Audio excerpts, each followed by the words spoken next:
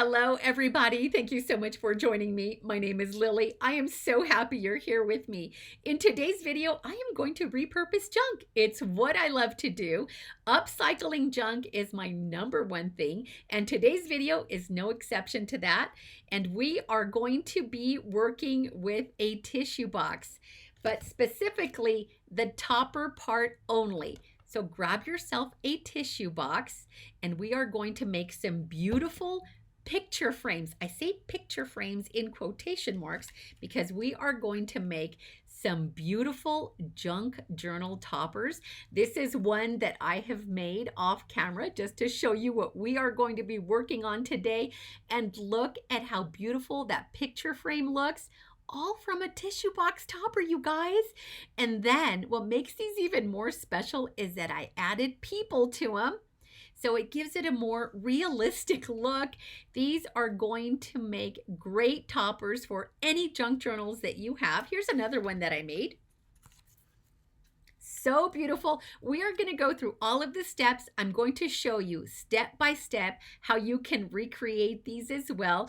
Look at her hat. Look at the dimension in her hat. Oh my gosh, absolutely gorgeous. Here's another one. You'll be able to see up close what these look like in just a moment. And then to show you what they look like on a junk journal, here is one right here that I've already added to a junk journal cover. And look at how beautiful. So you can easily mass produce all of these junk journal toppers and then just add them to your junk journals. It is an easy project. You get to use junk that you already have. You get to shop your stash to embellish, use a little bit of corrugated cardboard, any tissue box. Oh my gosh. I love working with junk and finding new ways to reuse the junk. I take it on as a challenge. Bring it, bring it. So if you have any ideas for me, you want to see me repurpose something, let me know in the comments below. I'm up for the challenge. But today we are going to work on DIY picture frames. I'm going to take you to the Crafty Loft, flip the camera over, and we are going to get started. By the way, if you would like to see a walkthrough of the craft loft area and also my home office, I recently uploaded a video. I will have that linked for you right here. You can also find it in the description area. If you missed the little tabs that come up, all you need to do is click more right where the description area is. Scroll all the way to the bottom.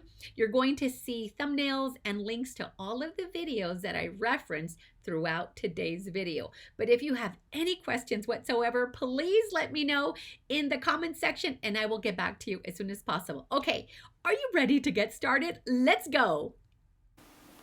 I'd like to show you another close-up of the tissue box DIY frame. This one was painted. It has either gold wax or gold acrylic paint, and it was embossed. It is beautiful. And then, of course, I made this other one off camera while I was working on that journal. And again, a painted tissue box topper, embossed, and then that one I actually distressed with some oxides. And then this is how it all got started. Remember, I have all those videos in the description area below. This is me using the tissue box topper as it is, and all it really has is the embellishments and the gold splatters. And I love the way it kind of gives off garden vibes, maybe like a lattice. So this is the tissue box topper in its original form. I have already cut it out very carefully. And this is what I've made with them. I've altered them even more to make them look like picture frames. I've ran them through the embossing machine. I gave them a coat of white paint and then chose a different color for the top, distressed it a little. I am going to go through all of the steps and show you how I made these. And then what is most fun about these beautiful toppers is that I went through my stash. I shopped my stash. I can't stress that enough because I had long forgotten about my little Tim Holtz faces. All of these portraits and these photographs of these beautiful ladies and they make a perfect addition to these DIY tissue box toppers. This lady's face is my favorite. She kind of reminds me of Halle Berry with a beautiful smile, so I love this picture. If you don't have these Tim Holtz pictures, don't worry, because you can use one of your very own pictures. You can do magazine cutouts, go through your photo album, make a copy of pictures that you already have to create a similar look. Digitals also work really well. This one here I embossed. I gave it a coat of white paint to use like as a primer, and then I used a gold paint and sanded the top to distress it a little more. This one looks fantastic. I used a Tim Holtz 3D embossing folder. Look at that dimension. Gave it 2 coats of white paint and then distressed it a little bit with a sanding block. I'll show you really quick the embossing folders that I used. This one looks so amazing, and either side works well, either the embossed side or the debossed side. And then I went through my stash and pulled out just random and older embossing folders. This one is by Close to My Heart, and I love that diamond embossing on it. This one is a Tim Holtz embossing folder. It is roses, and that's the one I used on this gold acrylic painted one. Use whatever embossing folder you have, because whether they are geometric shapes or floral patterns, it's going to look fantastic because of all of the other embellishments and details that you will add. This one by Anna Griffin I actually found at a thrift store, and it's also a favorite. They're all my favorites. Everything I have is my favorites, or I wouldn't have it. And this is how I distressed the embossed image. It's paper, and it's not a very thick cardboard, so you have to go easy if you're going to do this. Just a very light sanding over that white paint to bring out some of that embossing to highlight it even more, and it also adds a little bit of grunge, and I love the juxtaposition of grunge and beautiful and pretty, like the florals against something grungy. And I did the same thing with this one that I painted in gold. Just gave it a very light-handed sanding. I'm going to use my favorite DIY chalk paint. It's actually a chalk and a clay-based paint. I was using the Folk Art chalk paint before, but I ran out. That bottle is completely empty. And I have this because I was going to work on some furniture projects with it, but I haven't gotten to those furniture projects. And it works well on paper, so let's use it. And it covers up really, really well. I do give it 2 coats of paint. And what I like about this paint is that it has very low odor. In fact, it smells a little bit chalky and a little bit like dirt because it is mainly clay-based. I buy these from Debbie's Design Diaries webpage. She has a small business in the San Diego area. I'll have her information linked down below. So I give it 1 coating. By the way, if you don't have to have this type of paint. You can also use white gesso. And I'm giving it a 2nd coat to cover up all of the markings or all of the design print from the tissue box. So any tissue box topper will work because we're going to cover it. And I didn't go on and put straight color onto these frames. I don't know if that would have covered it. I didn't do that. I wanted to play it safe and just give it a primer. I'm doing some touch-up work. I accidentally lifted some of the paint, so just going back and touching that up and giving it a quick dry. It dries fairly quick. And now I'm going to use some of these colors. I also shot my stash again. These are colors that I have not used in years. Years, maybe 10 years. I've had these for a very long time. This is a gray shade, and it is a beautiful gray shade. And then I also grabbed this gold color. It is 20 karat gold. These are old paints that I picked up. I can't even remember where. where I purchased them. I've had them for at least 10 years. And it was so sad to open some of them and find that they had all dried up. This is also really old. It is Dilutions paint. And I added a little bit of water because it was drying up. And I need to shop my stash even more and go through my supplies because I hate, and I say that with a capital H, for my supplies to go bad. So that's money going down the drain, and I'm not about to waste money. So I am shopping my stash more than ever this year. I'm using one of my favorite shades. This is by Folk Art. It is called Patina. And I'm only going to do one coat. And that's because I'm going to continue and distress it a little bit more. And so if it doesn't cover 100%, I'm okay with that. You could give it 2 coats if you like, but I'm only going to do 1 coat. And I'll show you why in just a moment. So it doesn't have to be completely even. And work with your favorite colors. I love turquoise, I love greens, and gold, of course. But I wanted to try something a little bit different. And the reason I chose this gray color is because I want to mimic the Tim Holtz frames. And I show you in that previous video where I made the bird journals that I used one of the Tim Holtz gray frames. And so I wanted to mimic that look, that style. This is an alternative to the Tim Holtz frames. I love the Tim Holtz frames, but if you don't have those, you can DIY your own. I'm now going to select some embossing folders, and I'm going to carefully position them in the folders. I waited for these to completely dry so I don't get paint on the folders. When I first started doing this, I did get paint. And so, I mean, it washes off early, but if you can avoid that, just wait until it dries. So now I've just given it a pass through my Big Shot, and I'm going to remove it to show you the reveal and what a difference embossing makes. I just can't believe the transformation. And if you wanted to, you could just stop right there and then move on to the embellishing because it looks beautiful just as it is. And you can emboss or deboss. You can use either side. In fact, you can paint both and then decide which side is best for you. But they look so beautiful, but I'm not going to leave it at that. I'm going to embellish and distress just a little bit more. I'm not going to use my sanding block on these. I am going to distress with the same DIY paint, and I believe this paint is called White Swan.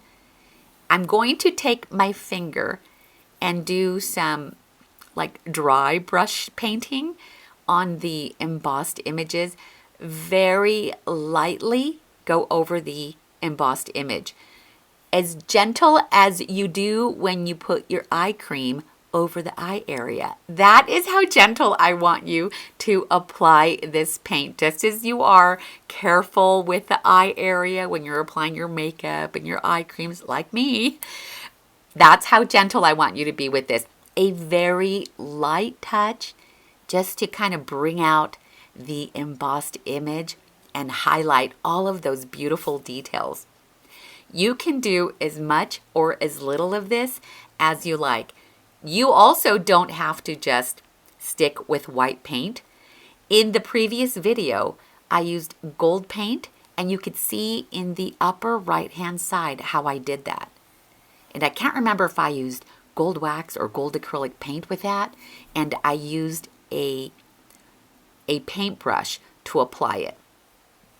I'm just trying to show different ways and different applications, different tips and techniques.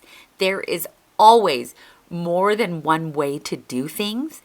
You do what is best for you. I'm here to share all of the ideas and things that I have tried that have worked with me. So sometimes I use a paintbrush, sometimes I go in with my hands, whatever works for you. Look at how beautiful I am bringing out that diamond embossed image from the turquoise or the patina painted frame. Love how that looks. And that's why I said I'm only giving it one coat of paint because I knew I was going to do this. If I was going to leave it one solid color, I would have probably given it 2 coats of paint. Again, do as much or as little as you like. I'm just going to go and use up all of the paint and then highlight. There are some areas that I will highlight more than others, and I'm focusing a lot on the edges and the corners of these frames. Who would have thought that you could take a tissue box and do so many things with it? I've been working with the tissue box, the sentiment side of the tissue box that I purchased for a while to make junk journal toppers. But working with the frames, even though I've been collecting them for a while, this is a newer project for me. The next step is we are going to create the base with corrugated cardboard because I have been loving the corrugated cardboard. I've mentioned it in so many of my videos that I have tons of corrugated cardboard from furniture packaging that from a purchase that I made last year. And I cut it down to manageable sizes. This is 5 by 6, and I showed you on the grid how I measure. Now I'm going to take a pokey tool and I'm going to remove the top layer of the corrugated cardboard to reveal a lot of that corrugation, but mainly focusing on the outer edges of this little piece. I'm not too concerned about the center because, as you can see with the toppers that I've already created, the centers are going to be covered. So primarily focused on just the edges. Go easy. If you're using a pokey tool, be careful. You don't want to poke your fingers. And what we're doing is just inserting the pokey tool within the grooves to kind of release a little bit of that lining and just peeling it back. This is so satisfying. Like, I could just peel corrugated cardboard all day long. And in fact, I did some off camera. They look like continents, don't they? But don't they look so pretty as they are? I am going to add a little bit of white paint over the corrugated cardboard. This is also optional, but I just love the look because it reminds me of like driftwood, something that maybe has been outside and weathered the elements, and years have gone by and it's just naturally distressed. This is the look that I love, and so I'm going to recreate it with a little bit of the same white paint. Again, just focusing on the edges and doing a very light touch. Notice I'm not going heavy-handed with the paint. I do not want complete coverage, just a little bit, very easy. And I dab the excess in the center because I only want a very light touch around those edges. Again, you can do as heavy or as light as you like. You can go without the paint, and you can use any color paint that you want. I suppose this is like a mixed media project, isn't it? I didn't think about that until now. Let me pause and take a sip of my coffee. I am still losing my voice. It kind of goes every now and then. So excuse me for a moment.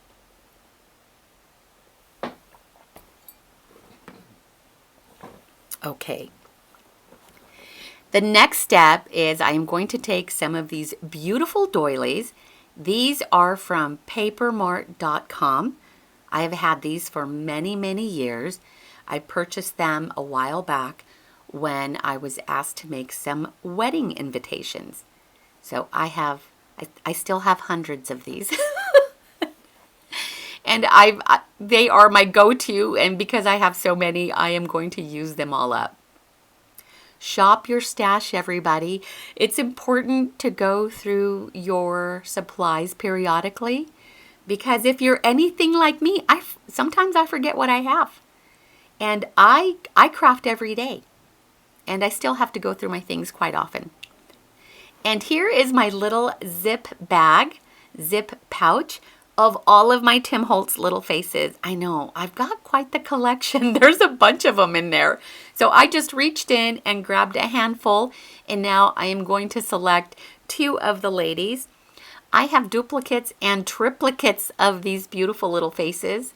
The men faces, I have made snarky cards out of them. Oh my gosh, they turned out so good.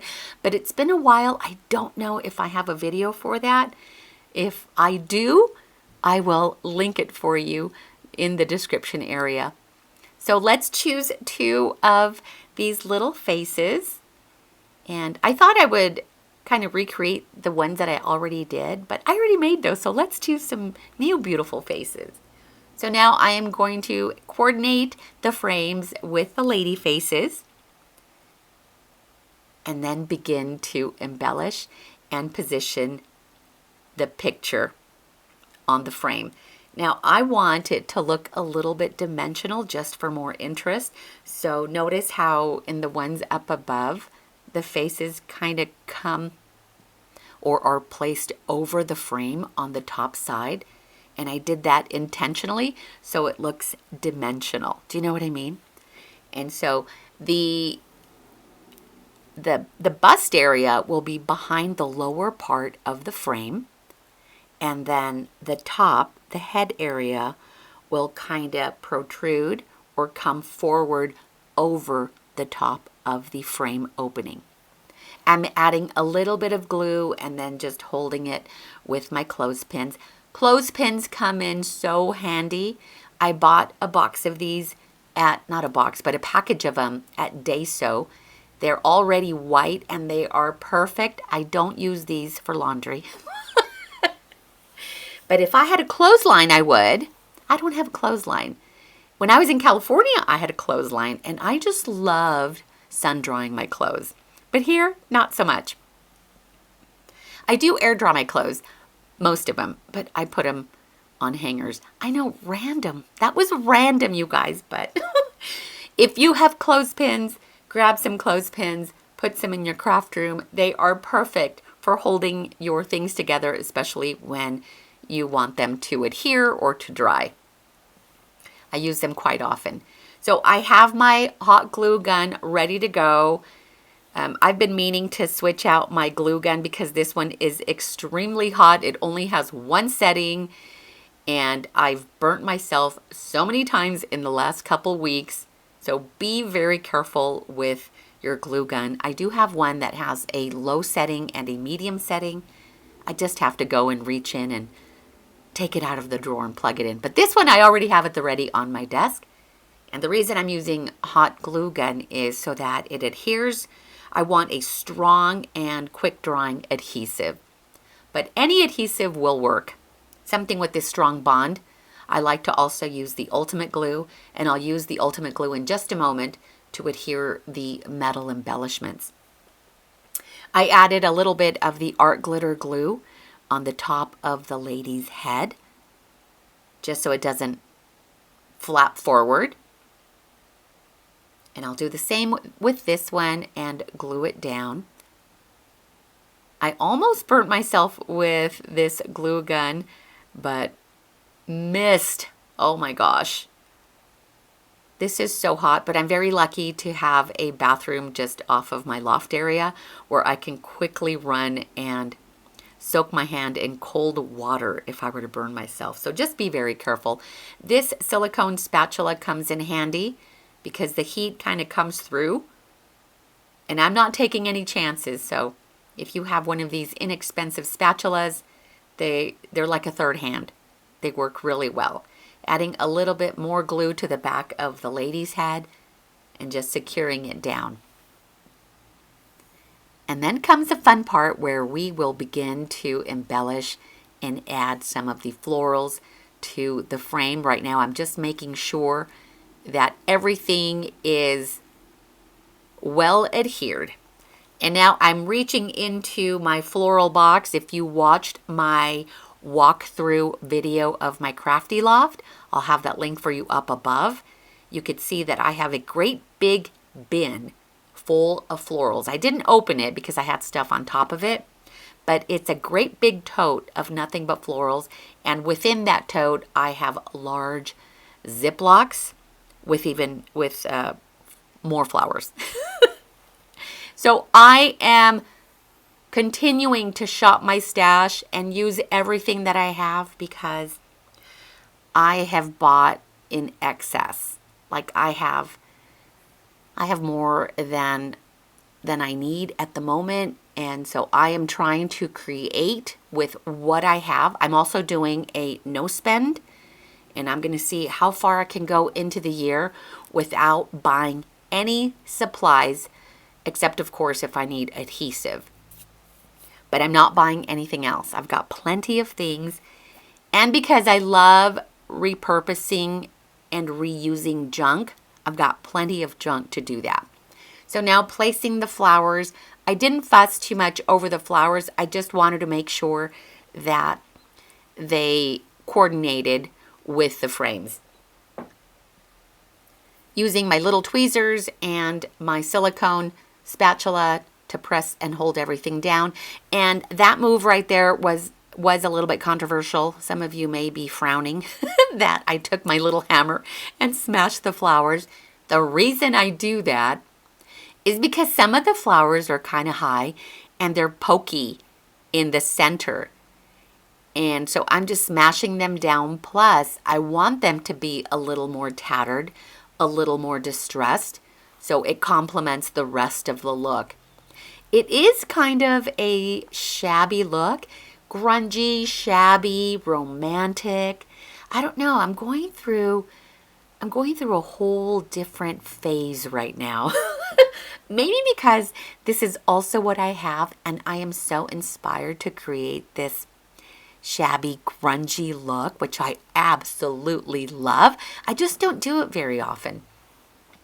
But just because I don't do a lot of shabby, grungy very often, kind of very French country. I love French country. I have loved the French country decor style since I was in high school. It's my favorite look. I don't do that too much in my work, but I love it. And look, here I am doing that very thing. Kind of a French country shabby look. Call it what you want. I don't think it has a category. I'm just creating what I love using the florals and the colors that I really, really like. I think it's really important to work with the things that you love and in the shades and the hues that you love. Because if you're not working with things that you are absolutely in love with, you're not going to like the end result. Just a little advice for you there. Notice how I don't work with purple a lot, and that's because I love the color purple, especially when it comes to markers and ink pens. But in my work, I don't work with a lot of purple. I don't know why. Again, I am smashing the little flowers. It reminds me of that one song. I can't remember who sings it, but it goes, push the little daisies and watch them come up. I'd sing it to you, but I don't have a singing voice. Push the little daisies and watch them come up. That's what that move reminds me of. My attempt at singing, you guys. Okay, let's move on. Let's embellish with some metal embellishments. These are my absolute favorite faux book corners. These are metal appliques. They are mainly used to decorate the corners of wood plaques and wooden boxes. You will find these in the wood section of your craft stores, or if you search online, search metal corner wood appliques, and that'll come up. Look at this cute little door handle that I completely forgot I had. And I almost wanted to use it because look at how beautiful it looks. But you know what? I may not use it for this project, but I was inspired and I will do it on another project because I totally forgot I had those little door handles. Oh my gosh, those are so cute.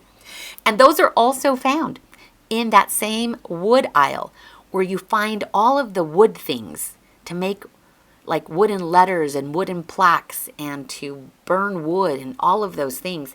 That's where you find these little metal embellishments. They are perfect as faux book corners, and I love them. On my journals, I actually put them on all four corners of my journals. But with these, I've decided that one is enough.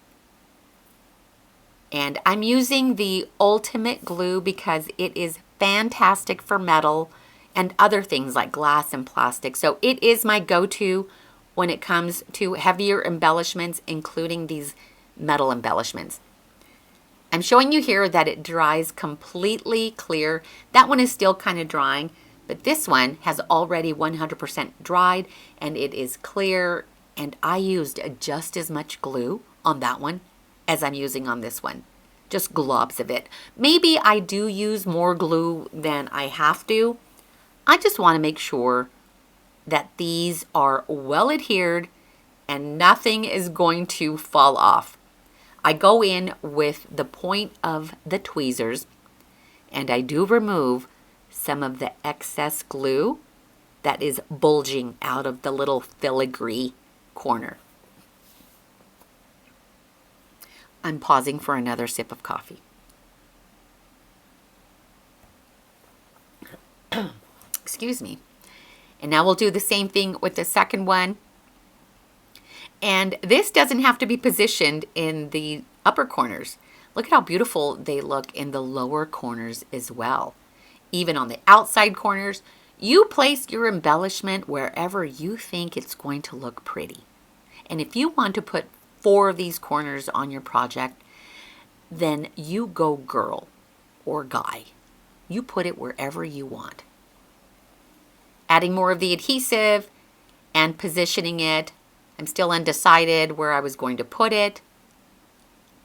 That one is my favorite because it has a cute little heart right in the center and it is beautiful. I just love it. You know, the reason I have so many of these is because I love them so much. I do use them a lot in my junk journals as faux book corners. And I was just, every time I went to the craft store, I was picking up a couple packages. And sometimes I love things so much that I tend to not use them as much because I don't want to use them up. And I need to get past that. It's okay to use the supplies. It is okay. If these are ever out of stock, it's okay. There will be other things to use. And I need to come to the realization that that's the way it's going to be. I'm going to use some of these clothespins to hold it down for just a moment while it grabs hold of the paper. Don't leave the clothespins on for too long because they'll also glue. Everything will glue together. So I'm only doing this for a minute and I will move those clothespins on and off. I don't want anything. I don't want the clothespins. Can you imagine a topper with the clothespins? It's a whole new look. It's a whole new vibe.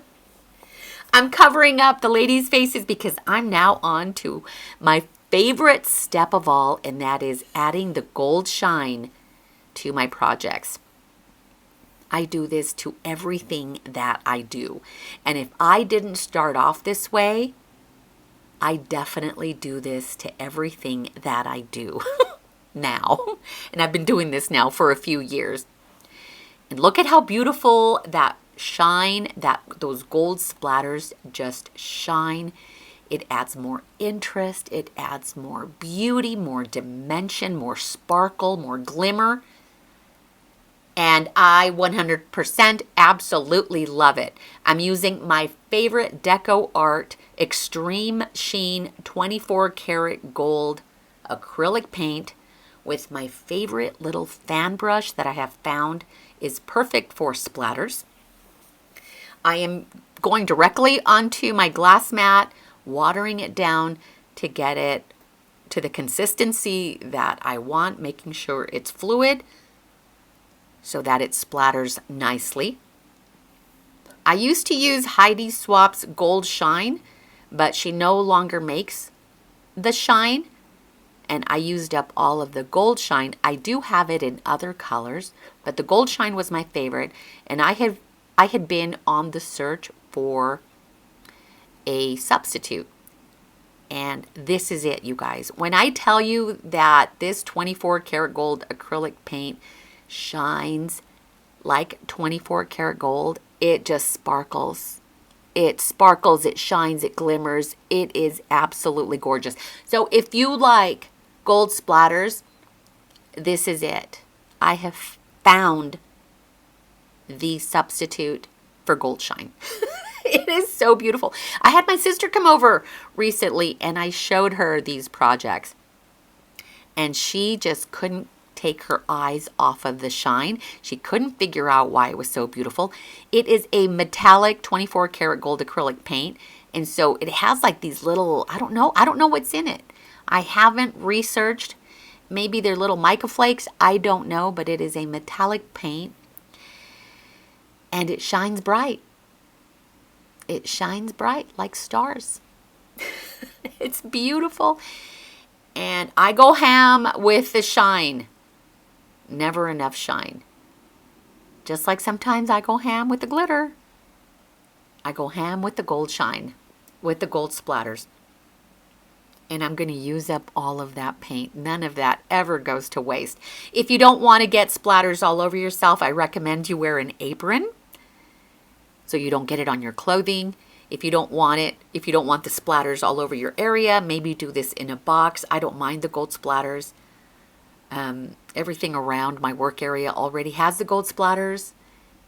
And whatever I don't want to have gold splatters on, I've already moved it far, far away. The clothing that I'm wearing has gold splatters. And it actually looks nice. And now I'm going to clean it up, just a little bit of the excess, and so I can get ready to move on to the next step and then show you the reveal as well. Carefully removing the little paper, scratch piece of papers that I used to cover up the faces. I did this so that we don't get the gold splatters on the faces. Cover up any areas you don't want those gold splatters on. Look at how beautiful. You know, it just doesn't show as well on camera, but believe me when I tell you, it is 100% absolutely gorgeous. Just ask my sister, she'll tell you. I'm going to grab one of my fabric journal covers just to show you how these can be used as junk journal toppers. And I have these on the side ready to go, not for these toppers because they don't match, but I do want to show you how you can use these toppers on your journals. And it doesn't have to be just soft fabric cover journals. I'll have a video for you on how to make these if you're interested. But you can use these on any type of journal that you create. Just make sure that when you are working with the corrugated cardboard, you cut it down to the size. Make sure that it fits nicely onto the journal cover. But so beautiful. I love that polka dotted fabric. Look at how this lady, oh, she's just so beautiful with her big floral hat. And did you see how I made it even more dimensional by adding those florals to the hat? Oh my gosh. Stop it. Stop it. It's so pretty. And her too. Look at her big floral hat. Oh my gosh. I just love it. And then here are some of the ones that I had already previously made, just to give you an idea how you can create your DIY toppers however you want. Leave them as it is. Paint them. Embellishment. Do what you love. Use the embellishments that you have. And shop your stash. That is so important. And also, let's make pretty things from junk. Reuse, repurpose, and upcycle. You guys are awesome. I am so thankful that you are here with me. I wish you guys the absolute best. And go get your stuff and let's get to crafting. Thank you so much for being here. I'll see you next time. Bye.